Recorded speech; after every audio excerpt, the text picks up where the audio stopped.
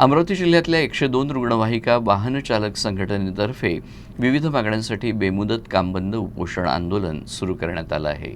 आम्ही आज आमच्या विविध मागण्यांसाठी जिल्हा परिषद अमरावती समोर आज दिनांक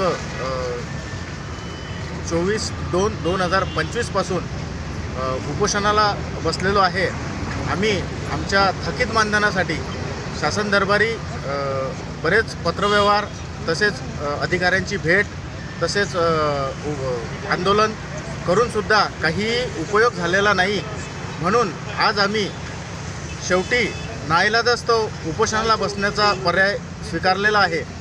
तरी शासनाने आमच्या उपोषणाची दखल घ्यावी व आमचे मानधन आम्हाला त्वरित मिळावे याकरता आम्ही हा पवित्रा आज घेतलेला आहे। आमच्या विविध मागण्यांसाठी आम्ही इथे बसल्यामुळे आमच्या बऱ्याचशा काही प्रमुख मागण्या आहेत।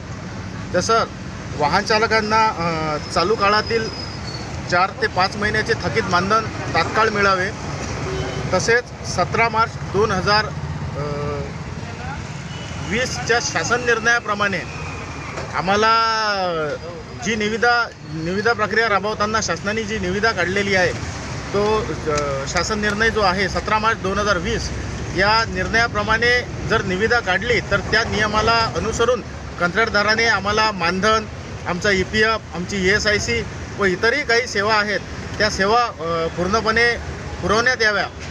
तसेच न्यायालयाने माननीय उच्च न्यायालय खंडपीठ औरंगाबाद यांनी दिनांक 27 सप्टेंबर 2024 व दिनांक 30 ऑगस्ट 2024 रोजी वाहन चालकांना किमान वेतन देण्यासंबंधित निर्णय दिलेला आहे।